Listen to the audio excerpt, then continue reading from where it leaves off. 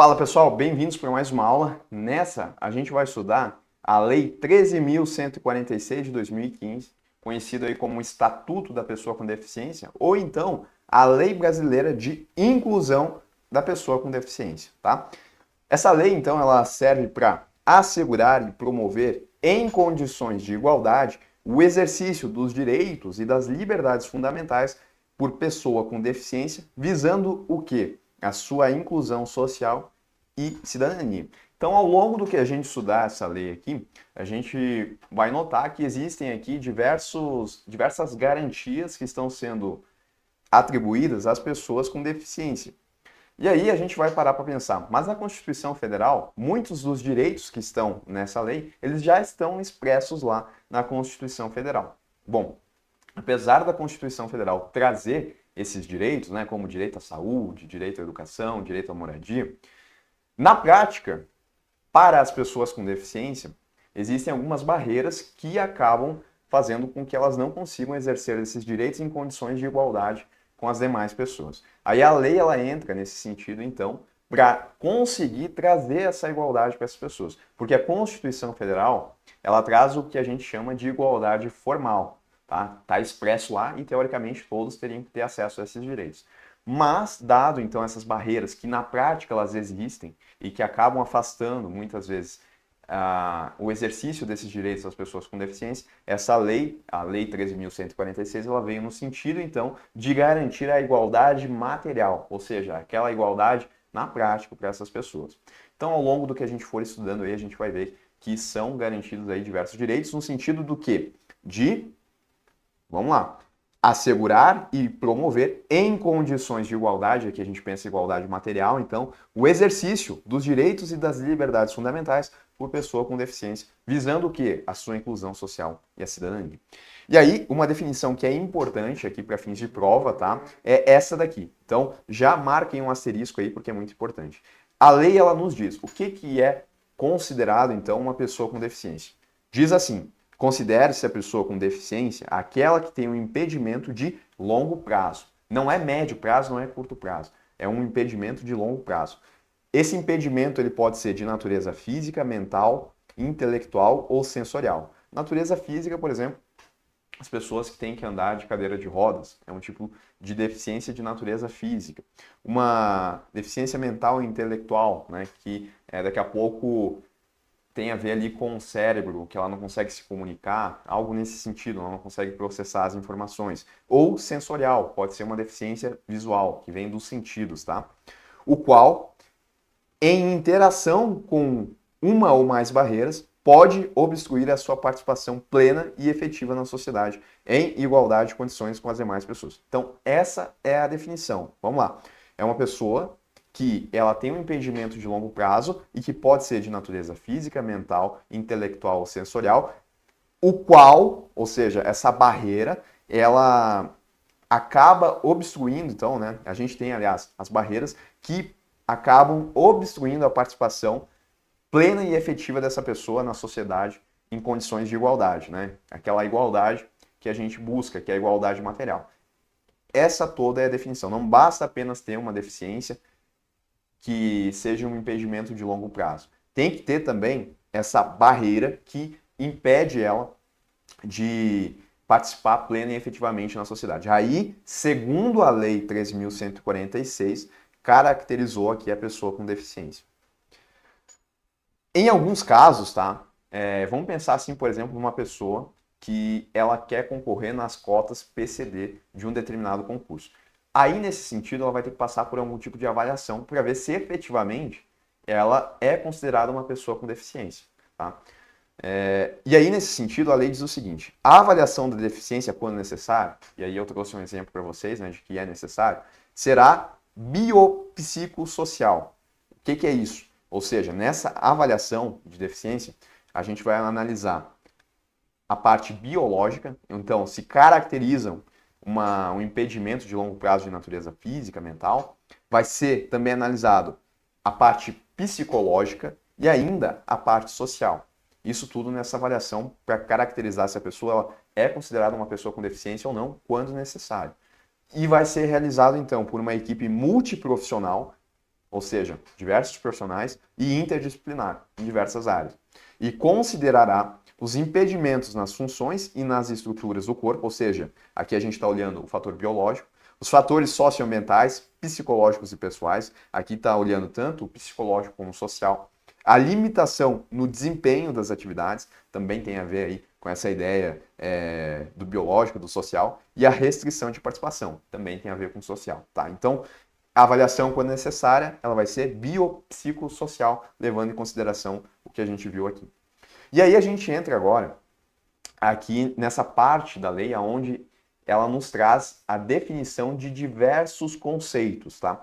Basicamente, esses conceitos aqui, eles são importantes que a gente entenda para a gente conseguir ter uma compreensão no todo da legislação, tá? Então, em provas, pensando em resolução de questões, que é o nosso foco aqui, muitas questões elas abordam o que eu marquei aqui como asterisco, né, que é o conceito, e também elas misturam aqui características de cada um desses conceitos, né? Ora falando que o desenho universal, na verdade, é um tipo de barreira, ou ainda, né, tem a ver com o mobiliário urbano, o elemento de urbanização, ou seja, as questões elas tentam misturar esses conceitos. Então a gente vai ler cada um desses conceitos aqui, porque eles são importantes, né, para a gente conseguir resolver as questões de prova, mas também para a gente ter um entendimento da legislação como um todo. Então, para fins de aplicação dessa lei, consideram-se acessibilidade. O que é acessibilidade de acordo com a lei?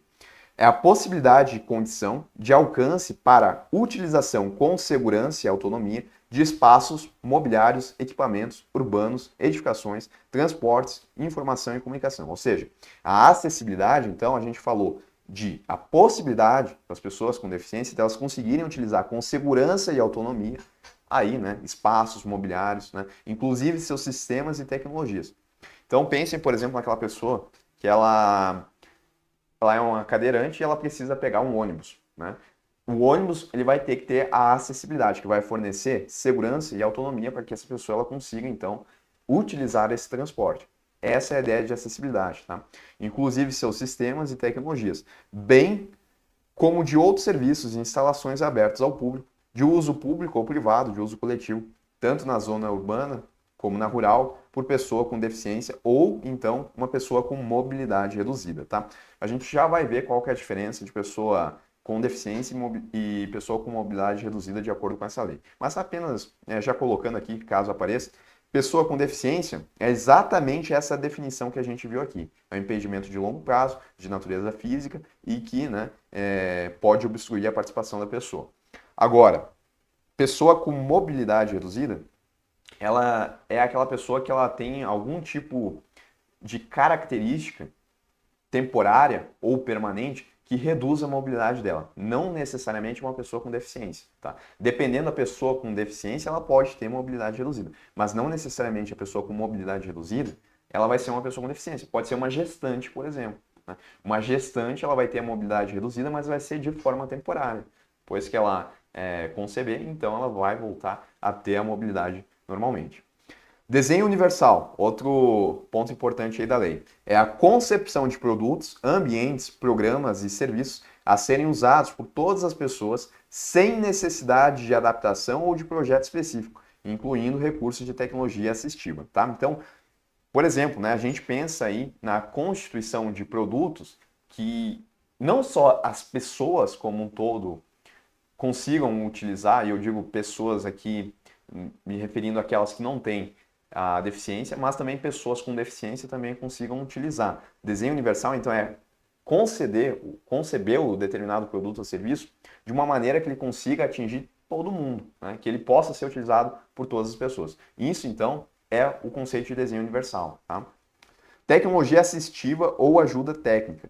Produtos, equipamentos, dispositivos, recursos, metodologias, estratégias, práticas e serviços que objetivem promover a funcionalidade relacionada à atividade e à participação da pessoa com deficiência ou com mobilidade reduzida, visando a sua autonomia, independência, qualidade de vida e inclusão social. Então, um tipo de tecnologia assistiva é a própria cadeira de rodas, por exemplo, porque ela vai permitir que aquela pessoa que não consegue se locomover, que ela passe a ter autonomia e ela consiga se locomover. Obviamente que não vai ser a mesma coisa de uma pessoa que está andando, mas ainda assim é uma tecnologia assistiva, tá? Então, a gente viu já nesse primeiro slide a acessibilidade, tá? Que é a utilização com segurança e autonomia de espaços, né? Pensando aí no exemplo do ônibus. O desenho universal, que é conceber os produtos de uma maneira que eles consigam atender, inclusive as pessoas com deficiência.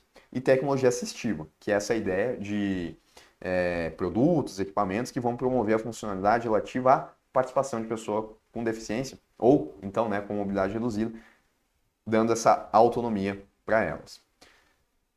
Um ponto importante também é que eu marcaria um asterisco, tá?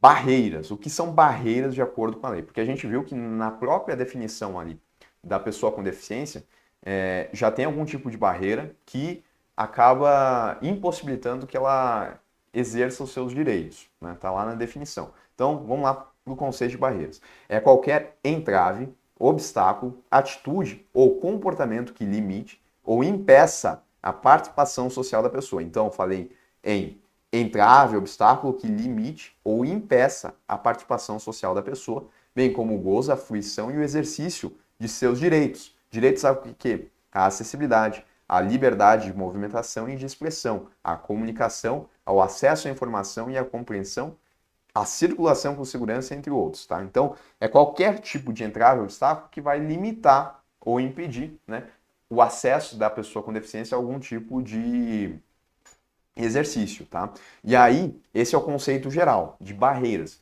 porque a lei ela ainda classifica diferentes tipos de barreiras. Nós temos aqui as barreiras urbanísticas, que são as existentes aonde? Nas vias e nos espaços públicos e privados abertos ao público ou de uso coletivo, tá? Então, ainda que seja um espaço privado, se ele for aberto ao público e lá tem algum tipo de entrave ou barreira que impeça, né, o exercício dessas pessoas, né? Pode ser o exercício de se locomover, por exemplo, né? Não tem lá, por exemplo, a gente está falando em barreiras urbanísticas, né? Não tem lá na rua desse espaço que é particular, que é privado, mas que ele ele é aberto ao público, ou seja, o público consegue utilizar lá, né? Como shoppings, por exemplo.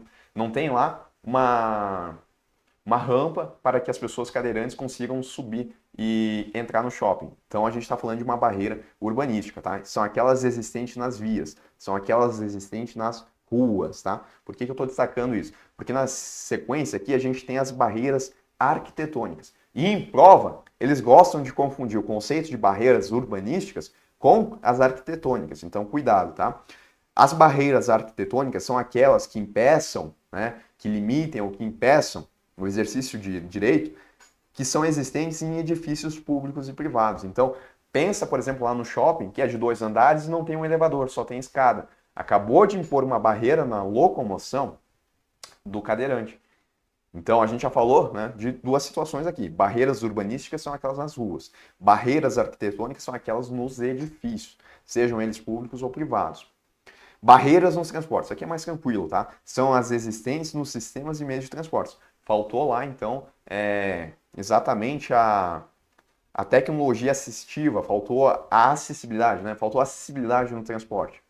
Aí, nesse caso, a gente está falando de uma barreira no transporte. Faltou aquela rampinha para que a pessoa conseguisse entrar no transporte, se ela for cadeirante.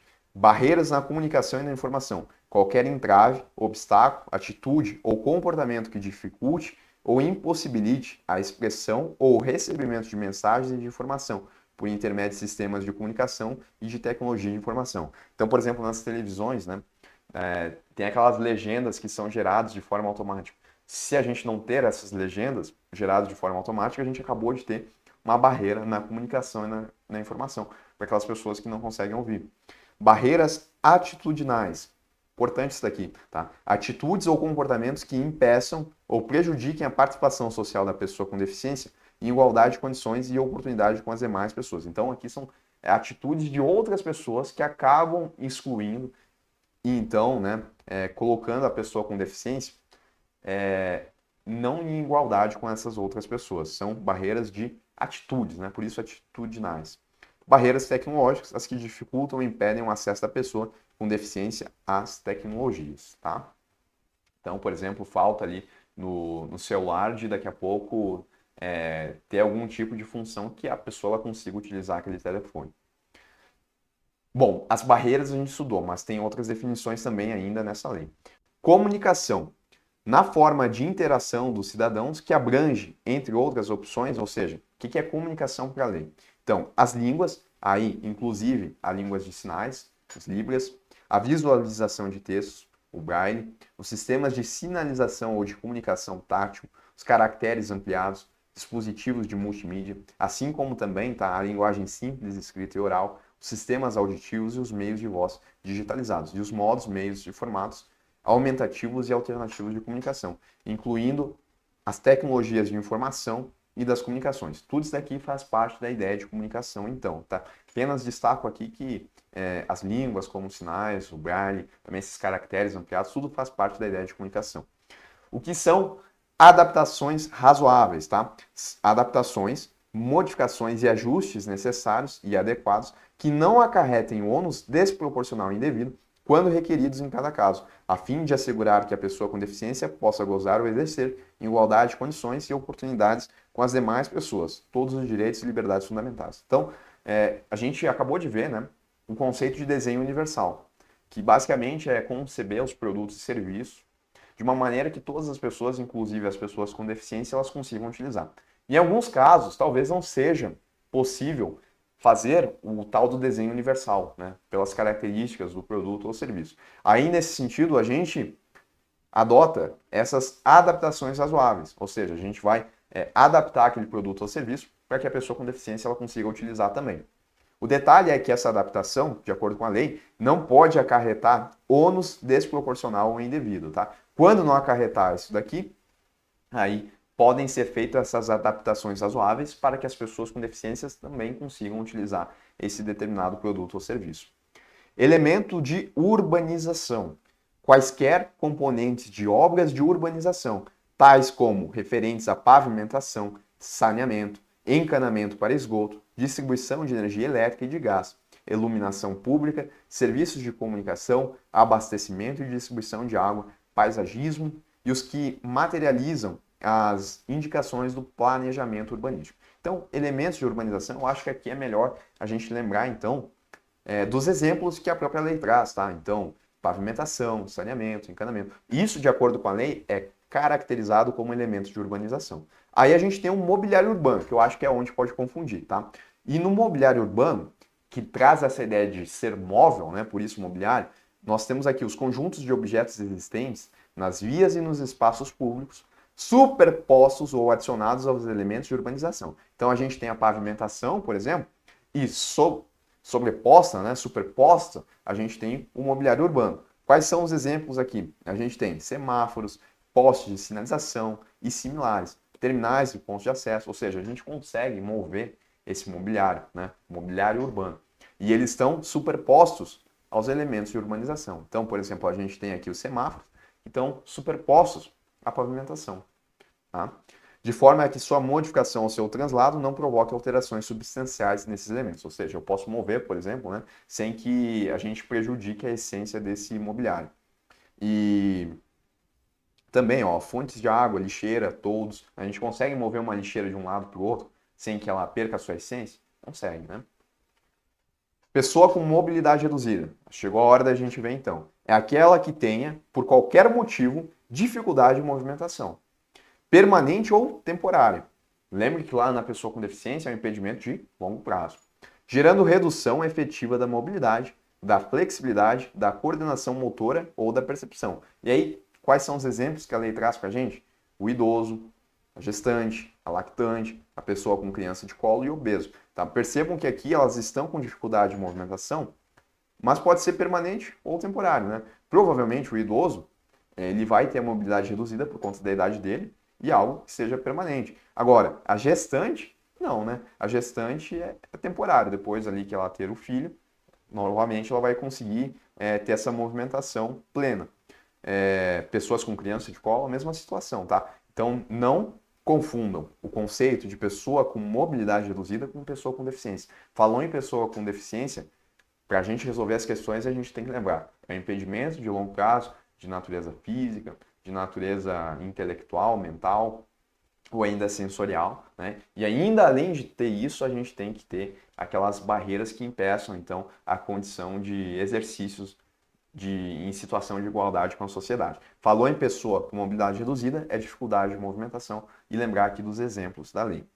Residências inclusivas, tá? São as unidades de oferta do Serviço de Acolhimento do Sistema Único de Assistência Social, SUAS, localizadas em áreas residenciais de comunidade, com estruturas adequadas, que possam contar com apoio psicossocial para o atendimento das necessidades da pessoa acolhida, destinada a jovens e adultos com deficiência, em situação de dependência que não dispõe de condições de autossustentabilidade e com vínculos familiares fragilizados ou rompidos. Então, pessoa com deficiência, né, que ela não tem essa condição de autossustentabilidade, e além disso, a família dela não fornece esse tipo de situação, né, tá com uma relação familiar fragilizada ou ainda mesmo rompida, então essas pessoas elas podem, né, participar dessas residências inclusivas, aonde vai ser uma oferta do Serviço de Acolhimento do Sistema Único de Saúde e Assistência Social, o SUAS, né, e que vão fornecer então essa estrutura adequada para essas pessoas para que elas consigam então contar com esse apoio no atendimento às suas necessidades. Tá? Isso é o conceito de residência inclusiva. Moradia para a vida independente da pessoa com deficiência. É uma moradia com estruturas adequadas e capazes de proporcionar serviços de apoios coletivos e individualizados que respeitem e ampliem o grau de autonomia de jovens e adultos com deficiência. Então, é uma moradia com toda a estrutura para que as pessoas com deficiência elas consigam então exercer ali, ter uma autonomia, né? Que elas consigam então, né, exercer aí os exercícios. Isso é diferente da residência inclusiva, tá? Que é ofertado aí pelo Sistema Único. Atendente pessoal é a pessoa, membro ou não da família, que, com ou sem remuneração, tá? Ele pode estar prestando o serviço de atendente pessoal e por isso ser remunerado, ou não, né? Pode ser uma pessoa da família que está fazendo isso sem algum tipo de remuneração, que assiste ou presta cuidados básicos e essenciais à pessoa com deficiência no exercício de suas atividades diárias, excluídas as técnicas ou procedimentos identificados com profissões legalmente estabelecidas, tá? Então, o atendente pessoal, ele vai fazer assistência e vai prestar cuidados básicos à pessoa com deficiência.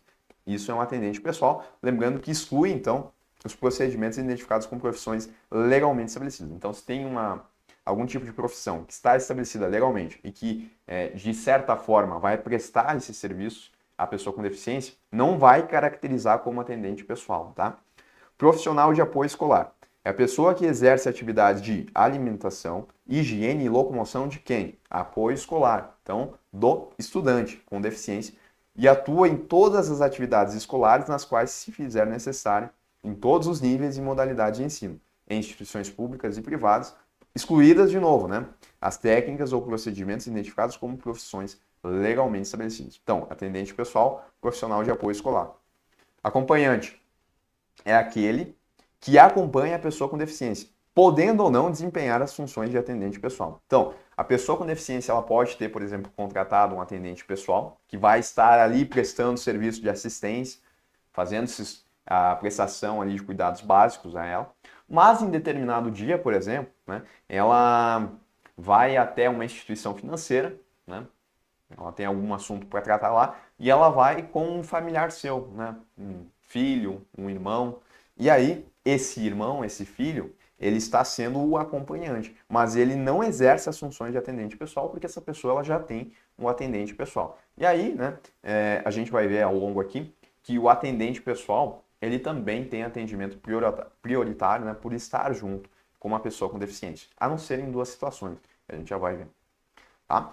Bom, a gente viu então, né, o conceito de pessoa com deficiência segundo a lei aqui, a gente viu da avaliação também, quando ela é necessária, e a gente viu todas aquelas definições que a lei traz para que a gente consiga entender os outros pontos que vêm aqui adiante na lei. E principalmente para resolver as questões de prova, porque eu reforço, tá? De novo, as questões elas vão trazer esses conceitos e vão nos solicitar então qual conceito está certo ou qual está errado. Então tem que saber. Bom, sobre igualdade e não discriminação que está expresso lá na lei, no estatuto. Toda pessoa com deficiência tem direito à igualdade de oportunidades com as demais pessoas e não vai sofrer nenhuma espécie de discriminação. Considera-se discriminação em razão da deficiência toda forma de distinção, restrição ou exclusão, seja por ação ou então por omissão, que tenha o propósito ou efeito, né? Propósito, se for uma ação específica de discriminação. Ou efeito, se for algo que foi omisso, mas que causou o efeito, então, de prejudicar, impedir ou anular o reconhecimento ou exercício dos direitos e das liberdades fundamentais de pessoa com deficiência, incluindo a recusa de adaptações razoáveis e de fornecimento de tecnologias assistivas. Tá? Então, pensa, por exemplo, naquela situação, né, da rampa para os cadeirantes. Né? Tem lá uma instituição financeira e ela não, no seu elemento lá de urbanização, ela não estabeleceu, então, essa rampa. E aí a pessoa com deficiência, que utiliza a cadeira de rodas, ela não vai conseguir se locomover para essa instituição financeira.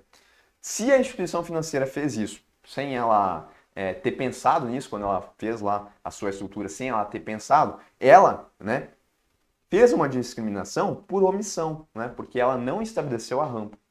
Agora, se ela fez isso de maneira proposital, né, tentando excluir essas pessoas, aí ela também fez uma discriminação, mas por ação, e que o propósito resultou, então, no efeito de prejudicar, impedir ou então anular o reconhecimento ou exercício dos direitos das pessoas com deficiência. O exercício aqui, né, da locomoção e daqui a pouco, né, da própria inclusão financeira. Por quê? Porque essa pessoa não vai conseguir, então, fazer os seus serviços financeiros lá na instituição. Percebam, né, que a gente tem um efeito direto, mas também tem os indiretos. Aqui o direto era o de locomoção, porque a pessoa não conseguia ir e vir. Mas dentro lá da instituição financeira, ela ainda não conseguiu exercer, então, os seus serviços que ela pretendia. Então, faltou a inclusão financeira. A pessoa com deficiência, isso aqui também marca um asterisco, tá? A pessoa com deficiência não está obrigada à fruição dos benefícios decorrentes de ação afirmativa, tá? Ação afirmativa é o que a lei aqui ela estabelece, muitas vezes, para que essas pessoas com deficiência elas entrem em igualdade, pensando na igualdade material, tá? Com as outras pessoas. Então, por exemplo, cotas de PCD em concurso. A lei ela estabelece isso para que as pessoas com deficiência elas entrem em condições de igualdade com as outras pessoas. Igualdade material, é como a lei ela coloca. Mas a pessoa, isso é uma ação afirmativa, tá? Mas a pessoa com deficiência, ela não está obrigada a fruir desse benefício. Ou seja, se ela não quiser concorrer na cota de PCD, ela pode concorrer na ampla concorrência, tá? Ela não está obrigada a isso. Mas, por exemplo, isso que eu coloquei para vocês de cota PCD, isso é uma ação afirmativa que busca trazer a tal da igualdade material. Que não basta a igualdade formal que está lá na Constituição. Porque mesmo expresso lá, se verificou então que na prática as pessoas com deficiência elas estavam em condições de não igualdade com as demais pessoas. Aí foi redigida essa lei lá em 2015, né, para trazer a igualdade material. A pessoa com deficiência será protegida de toda forma de negligência, discriminação, exploração, violência, tortura, crueldade, opressão e tratamento desumano ou degradante. Que tranquilo, né?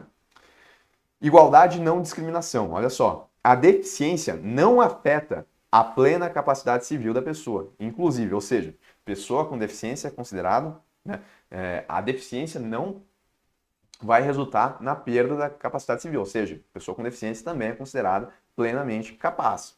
Inclusive para casar-se e constituir união estável, exercer os seus direitos sexuais e reprodutivos, exercer o direito de decidir sobre o número de filhos e de ter acesso a informações adequadas sobre reprodução e planejamento familiar, conservar a sua fertilidade, sendo vedada a esterilização compulsória, exercer o direito à família e à convivência familiar e comunitária, exercer o direito à guarda, à tutela, à curatela e à adoção, como adotante ou adotando, em igualdade de oportunidades com as demais pessoas, tá? Então a lei ela reforça essa ideia de que a pessoa com deficiência ela tem a plena capacidade, ou seja, tudo que as demais pessoas podem, ela também pode.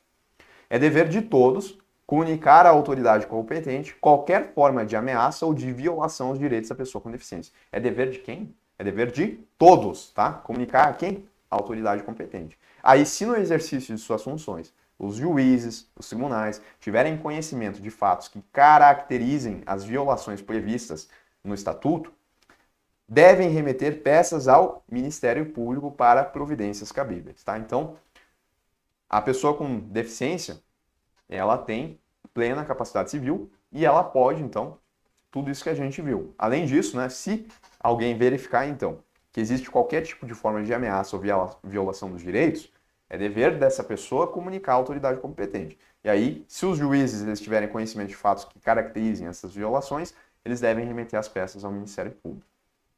Em relação ao atendimento prioritário, tá? A pessoa com deficiência ela tem direito a receber atendimento prioritário, tá? Então, vai receber atendimento aí de forma prioritária. Sobretudo com a finalidade de proteção e socorro em quaisquer circunstâncias. Atendimento em todas as instituições e serviços de atendimento ao público. Ou seja, está lá numa instituição financeira, por exemplo, atendimento prioritário. Disponibilização de recursos, tanto humanos quanto tecnológicos, que garantam atendimento em igualdade de condições com as demais pessoas. Disponibilização de pontos de parada, estações, terminais acessíveis de transporte coletivo de passageiros e garantia de segurança no embarque e no desembarque. Acesso a informações e disponibilização de recursos de comunicação acessíveis. Recebimento de restituição de imposto de renda, atendimento prioritário. Tramitação processual e procedimentos judiciais e administrativos em que for parte interessada em todos os atos de diligência, tá? Então, a pessoa com deficiência então, tem atendimento prioritário sobre tudo que a gente viu aqui. Os direitos previstos nesse artigo, né, que traz aqui, são extensivos ao acompanhante da pessoa, ou seja, lembre que a gente viu que o acompanhante é aquela pessoa que está junto, que pode ou não exercer a função de atendente, tá? Então, o acompanhante, ele também, tá, tem esses direitos extensivos, ou ao seu atendente pessoal, né? Que não vai ser se ela tiver o atendente pessoal junto também, ele também vai ter esses direitos. E lembrando que o acompanhante, ele pode ou não ser o atendente pessoal, exceto nos itens marcados. Então, eu marquei aqui os dois, tá? Nesses dois aqui, o acompanhante ou o atendente, eles não vão ter esse atendimento prioritário, porque é algo individual deles, tá? Mas no mais aqui, se eles estiverem juntos, aí então eles vão ter atendimento prioritário também, junto com a pessoa com deficiência. Pessoal, eu dividi então essa aula sobre o Estatuto, né, da pessoa com deficiência em duas. A gente termina a parte teórica da primeira aula e na sequência a gente vai resolver algumas questões sobre essa primeira parte. Depois a gente vai para a segunda parte e resolve mais questões da segunda parte, tá? Faça um corte e a gente volta.